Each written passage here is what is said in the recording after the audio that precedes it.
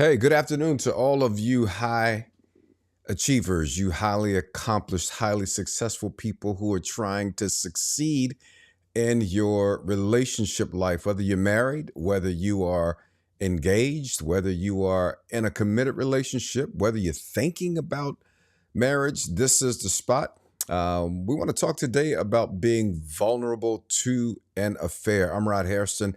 I am a marriage coach to high performers. I love encouraging relationships. I want to help you have the healthiest relationship possible. We want you to become a power couple. If not today, someday. That's what we're after. So let's talk about whether your relationship or your marriage is vulnerable to an affair. There's nothing more painful for someone to endure, suffer the devastating blow of an affair committed by their partner, the person they love, the person they trust, the person they have given their life to in marriage. To wake up someday to have discovered an affair, it takes the absolute life out of a person, takes the wind out of their sail, kills their self esteem, brings on all sorts of confusion. People start asking questions like, was I tripping? Why did I trust this person? How did I not see this? How in the world did I find myself in this situation? What did I do? Did I cause this? What's wrong with me? People start questioning their own value, their own worth. And I want to say right now, stop that. Please, please don't do that to yourself. Because anyone who cheats, anyone who has an affair, who betrays you, they make the decision, period. No one else can make someone else be unfaithful. Yeah, it's not your fault. I need to give somebody that right now. It's not your fault. It wasn't what you did, it was what they chose to do. But you do want to check and see, why was my relationship vulnerable? Is there anything that we together could have done to make sure this didn't happen? Sometimes yes, sometimes no, because unfortunately, some people are just bent in that direction and they don't want to build something amazing and powerful and beautiful and trust filled. And so you can't stop them. But when you're in a relationship where there is a commitment to fidelity, a commitment to a healthy relationship, there's some things that you still have to do in order to keep your relationship affair proofed. Now, let me just add this. Anybody can be vulnerable to somebody cheating on them. Anybody. I don't care who you are. I don't care how much money you have, how much power you have. Like we saw this with the Coldplay couple up in Boston, right? They had spouses who were at home or traveling or for work, and here they are. They turn on, YouTube or Instagram or Facebook. It was everywhere to discover the horror that their spouse was having an affair. So what do you do? What do you do when you want to make sure that your marriage or relationship is secure, that it's just not out there vulnerable to an affair? Let me give you 5 things in today's teaching that will help you make sure that your relationship can withstand the onslaught of the attempt of an affair. All right, first of all, you want to be adamant. I'm gonna give you 5 B's. You got to be. Somebody say you got to be. You got to be adamant. You have to be adamant uh, to make sure that your relationship is focused. Like when I say adamant, like you got to be 10 toes down. You got to be, we're going to fight for this. We're going to make sure that we are not susceptible, vulnerable to to an affair. You got to be adamant about that. Well, what do you mean and why? Like, because we all get busy. Because we all get busy. Like you get busy, I get busy, right? People get busy, and busyness and distraction can be a huge, huge detraction from a healthy relationship. In other words, it creates all sorts of interference in a relationship. People get busy with work. People get busy with the kids. People get busy. You name it. People get busy. Like we're the busiest people in the world in America, and people think that the busier they are, the more valuable they are. Right? That's such a silly game. Right. But busyness doesn't necessarily help our relationships. We get it, like work requires things. Life requires time. We get that. But if you're busy and not adamant about your relationship, your marriage, you will be vulnerable to an affair. Distractions, right? Because we all can get distracted. We can get distracted chasing things, chasing dreams, chasing ideas, and forget that there's a relationship over there that we're not attending to. And so busyness and distraction make us susceptible. Sometimes simply being overwhelmed by life, like overwhelmed to the point where you feel like I don't know what to do. And then you get caught in your own little world, and you got a partner sitting over there, a spouse sitting over there like, hey, what about me? And so you got to be adamant that whether it's busyness or distraction or being overwhelmed, you got to be adamant to focus on that relationship, to give it the energy and the oxygen that it needs. Because anything that's not attended to will begin to show signs of wear and vulnerability. And so if you don't attend to it, it will become problematic. All right. You got to be realistic. Like there's some people walking around like, no, that could never happen to me. That could never happen to our relationship. Nah, we're too good for that. We're not, we'll never, like, I would never do that. My partner would never do that. We just, nah, that's not how we get down. But let me tell you something, you got to be realistic because anybody can be tempted. Anybody can be tempted. Yeah, with the right set of circumstances, anyone can be tempted. Don't look at me like that. Don't act like you could never be tempted to be unfaithful or that your spouse or partner could never be tempted. Yes, listen, the Bible's clear that all of humanity can be tempted by all sorts of things, including cheating. So you got to be realistic. Like not everybody respects your commitment to your relationship. Like maybe you wouldn't otherwise be tempted, but there are people who will knock on your door, as it were. They will knock on the door of your life, on the door of your partner's life, your spouse's life, and they will be like, hey, hey, hey, hey. And then all of a sudden, temptation starts to creep in because, who knows what we're going through at any point and season and time in our lives and relationships. And at just the right time, there's a devil who hates your unity so much that he'll do anything to undermine it. You're not incapable. I'm not incapable.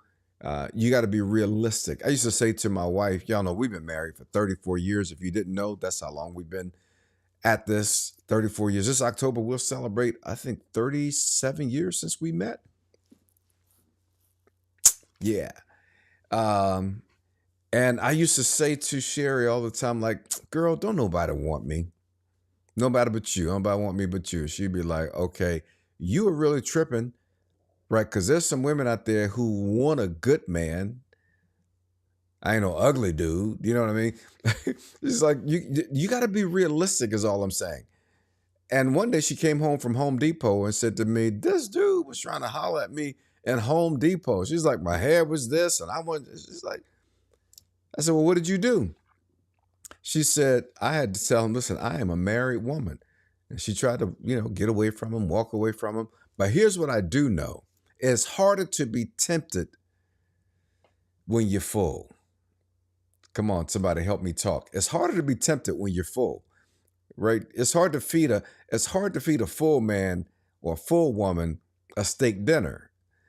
And so you want to be realistic and you want to be adamant. You want to make sure that you are, and we'll talk about this, like feeding and nurturing the relationship in such a way that your spouse, your partner, is full in all the right ways.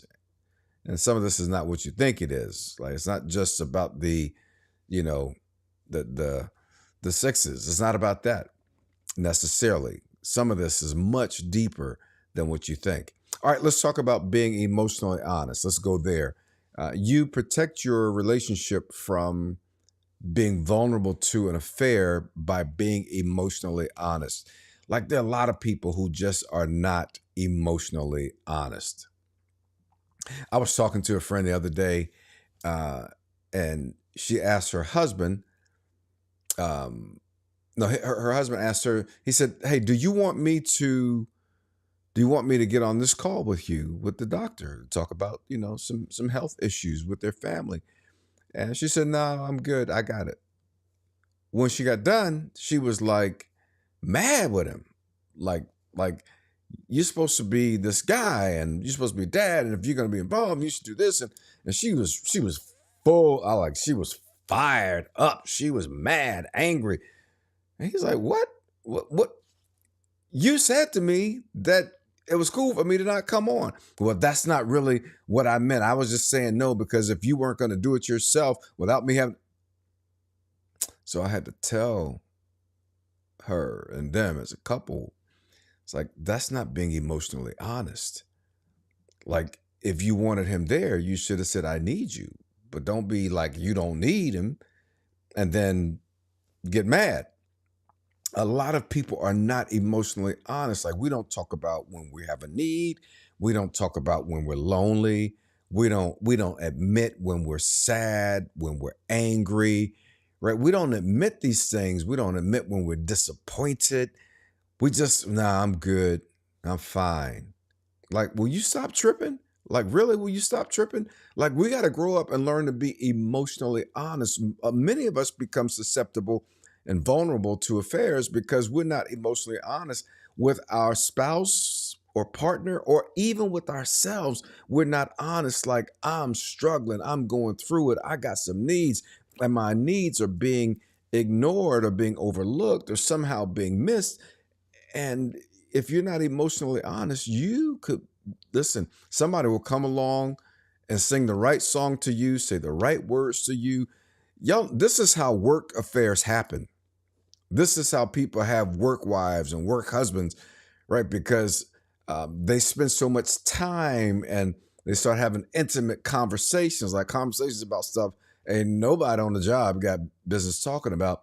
But these affairs start to happen on the job because somebody is speaking into a place in another person's life where they have not been emotionally honest a lot of times.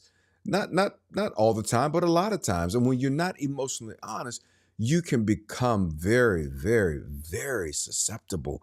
But if you can learn to be emotionally honest, the sky will be the limit for your relationship, for your marriage. I'm telling you, you become that couple who really you begin to forge what will feel like and be like an unbreakable bond because you are emotionally honest. And can you stand the pain of being emotionally honest? Right? I want to park here for a moment because a lot of people, they they they've been taught they have to suppress their honesty and their emotional honesty. And I don't know, if I go there, then this is gonna happen, and then we're gonna be in an argument, and then I don't want to have to deal with that. And like, you do that 150 times in your relationship, like, it's gonna be problems. And one of those problems could very well be an affair. Not only will you become vulnerable, but your partner will become vulnerable because they can feel that you're not being honest and you're not showing up with everything. So, if you want to protect that marriage, be emotionally honest. Ooh, we growing up today. This is grown folk stuff here on Marriage Mastery with your guy, Rod Hairston. Like, I love serving couples. Let me just park here. I love serving couples. Love helping couples win. Love helping couples have healthy marriages, especially those of you who are out there really just trying to do your best and do well. All right, let's go to the next one here. You want to be intentional. be intentional. Similar to being adamant, but being intentional is different. Like, you got to be intentional about healing stuff that's been hurting for a minute. Like a lot of couples, they go through things in their marriage. Sometimes they've gone through infidelity already. And we say stuff like, I forgive you. All right, you forgive me? All right, yeah, we're good. All right, we're just going to move on. Like, don't do that.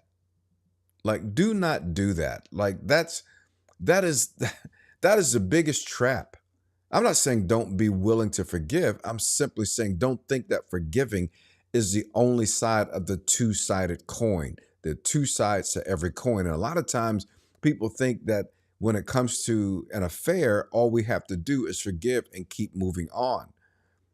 And so what happens is we forgive and we keep moving on, but the pain keeps growing deeper and deeper and more profound to the point where there's anger and I don't respect you and there's distance and we can pretend for the next 20 years that we're good, but you can never be the same until you are intentional about healing what was hurt, what healing the rupture, fixing the rupture, repairing the rupture that happened with past infidelity. You got to be intentional to rebuild trust, intentional to engage the healing journey, the healing process. Let me tell you something. It's kind of like working out. It's easy to get out of shape. Listen, you just for about 6 days eat all the wrong stuff. Everything you did the last 6 months will feel like it's going to waste. It's that same way in marriage and relationships. If you're not intentional, all of the good work goes to waste. You can be trying to just move forward, trying to make things good, but you have to be intentional to heal emotional relationship wounds. If there's been betrayal, infidelity, that kind of thing, you got to be intentional about that. Listen, sometimes the relationship is in pain not because of something you did or your spouse did. Sometimes it's because of stuff that happened to us in our childhood or in relationships before we came together. And that stuff doesn't go away either. That's why you have to be intentional about healing things, talking about the things that hurt from the past that you're bringing into or have brought into that relationship. That's a big word, like be intentional. Holla back in these comments and let me know if this is helping anybody. And this is also a great time to drop in your questions. If you have questions about what I'm sharing here, we're talking about is your relationship, your marriage, vulnerable to an affair? And I want your marriage to be strong and healthy and protected. Let me give you one last one that I think is really important. You want to be emotionally refreshing in your relationship. And I would say refreshed and refreshing. Like, you're like, what do you mean by it? Like, don't be an emotional drain. And you don't want somebody draining the life out of you emotionally. Because the truth is, we all have emotional needs. I know some of y'all like, nah, I need something physical. I need some money. Yeah, I mean, all of that's cool. All of that has its place. But you can't build a vibrant relationship if there's not emotional investment, if there's not emotional giving, if there's not emotional serving to one another. And so you want somebody, you want to be refreshed. We need to be refreshed emotionally in our relationship. So, one of the things I love about my relationship to my wife, and I didn't know this stuff, by the way. Like we've been married for 34 years, but it took me a long time to figure this stuff out. Like I was a train wreck emotionally, and I was causing a train wreck in her life emotionally. But thank God she has been patient on the journey, and she's been learning herself how to be emotionally refreshing to me. So you're like, well, what does that mean? I'm gonna give you a short but powerful acronym. It is to be aware. AWRE. I teach all of my clients this in my courses and in my private coaching, right? You have to become emotionally aware. What does it mean? The first A means you got to be all in. You got to be all in emotionally. Like you can't come in and go, and sometimes you want to be on emotionally, or you want to give emotionally. Nah, you got to be all in, because this is how we build relationship. Like, be all in emotionally. I know some of y'all are like, what does that mean? How does that even look? I wish I had time to take you into the depths of that, but one of these days we will. All right, but all in. The W stands for warm. You ever been around couples who are it's frosty all the time? Like, why y'all been together all this time and y'all act like y'all don't like each other? Like, they're not warm toward each other. They're always kind of snappy, cold, distant. It's like they're not thriving. They're just there. But if you want to protect your marriage from an affair, your relationship from an affair, you got to learn how to warm up. Warm up. Be caring to the other person. Like, come in with some pleasantries, some joy. Like, be emotionally warm. The next A stands for being available, emotionally available. Like, if I'm going through it, can you go through with me? Like if I'm down, can you give me your ear? Can I talk to you about it? Like, or are you just like, hey, you all right? Okay, well, let me know later. I gotta go. I gotta run. Like, that sends a signal that says I'm not available right now. So you want to learn how to be emotionally available. You want to learn how to be um, responsive even in your availability. Like, learn how to be responsive. Responsive is not like, well, that don't make no sense. Or why you need that? Well, that's stupid. Well, I don't know what you're talking about. Right? That's not responsive. Responsive is when you can say, uh, like, wow, tell me some more about that. Man, I'm sorry. I'm sorry you're going through that. I'm really sorry. Like, that's responsive. And then to be engaged. That's what the E is. AWARE. Engage. Like, engage them on an emotional level, right? We spend so much time in our relationships talking about what was on TV, right? What was on IG, what you saw on YouTube, what's going on in politics. I mean, we talk about the kids' schedules and all of that, and we never engage emotionally. And you wonder why you could be drifting apart. It's because you cannot live without the oxygen of emotional refreshing. I'm telling you. Like, when I'm working with guys, all of my professional sports guys, when they start working with me as their coach, they hire me as their coach, and I one of the first things I start to teach them is about how to connect emotionally. One of my favorite clients said to me, he's like, man, when we started this, I was like, I'm out of here. He can keep the money. I'm gone, because I'm not into this emotion stuff. He said, man, by about the fourth week, my whole life started to change.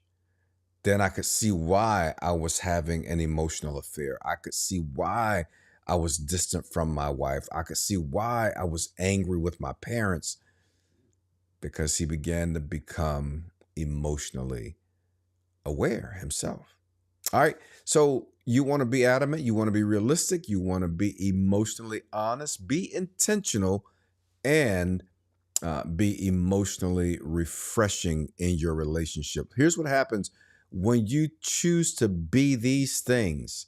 All of a sudden, you start looking like a power couple. Like, what's a power couple? Is it the ones with the ballers, with the Chanels, with the with the Jimmy Choo shoes? Is that what it is? Nah. Nah, just because you look good on IG doesn't make you a power couple. That just makes you look good on IG. What makes you a power couple is the fact that your relationship is so well connected and so authentic, because you've been working on being all these things, that there's secure love and there's safety and there's confidence in each other.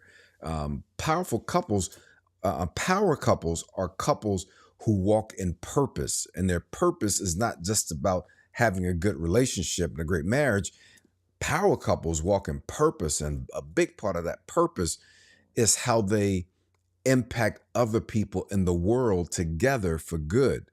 And so what happens is they become so connected, so tuned into one another, so committed to each other's well-being that they become great influencers of other people. All right, I hope that makes sense. Hey, I don't want your relationship, your marriage to be vulnerable to an affair, and I hope that this teaching gives you some of what you need so that you can have that relationship that you really, really want. Hey, if you are in the comments on IG or on Facebook, I would love to hear what comes to mind. Is this helpful? Do you have a question? Let's see how I can serve you with the time that we have left.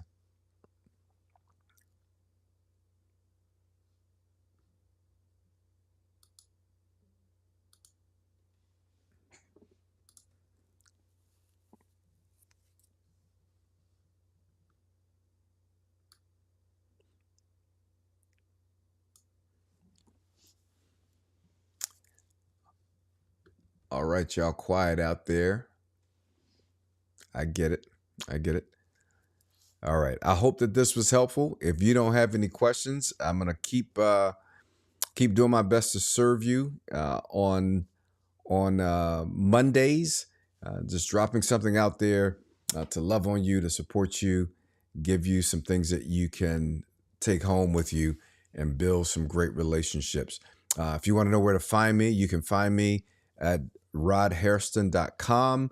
I am on Instagram, I am on Facebook, and so feel free to peep over there. But mostly, if you just come to rodhairston.com, it's a great place to find out what's going on with me. All right, so drop a comment in, and on YouTube. If I didn't mention that, make sure on YouTube you hit me up. You hit me up. All right. All right. So make sure that you catch our YouTubes. We drop them every week.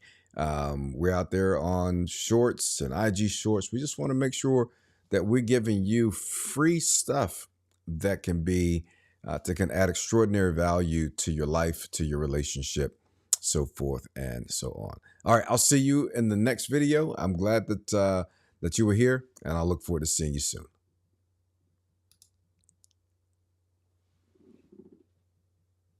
Oh, before we go, somebody says, how do you approach your spouse if you think they're having an emotional affair? Ooh, we can't leave without answering that.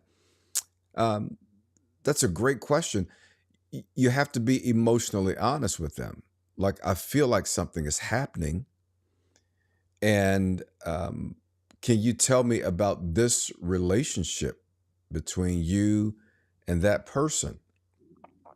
Or even if you don't know that there's a person, you can say, like, I feel like we're not vibing emotionally. I feel like you're somewhere over there, right?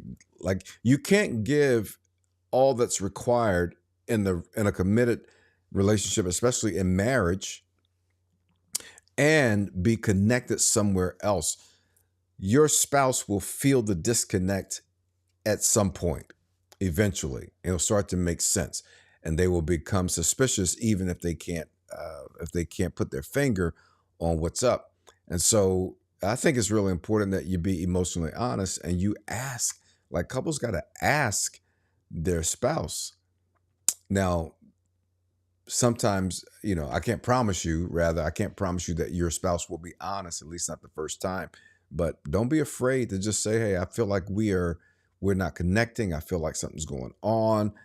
And by the way, I've had clients who would say this to their spouse, and it would take months, if not a couple years, before it would finally come out that something was not cool.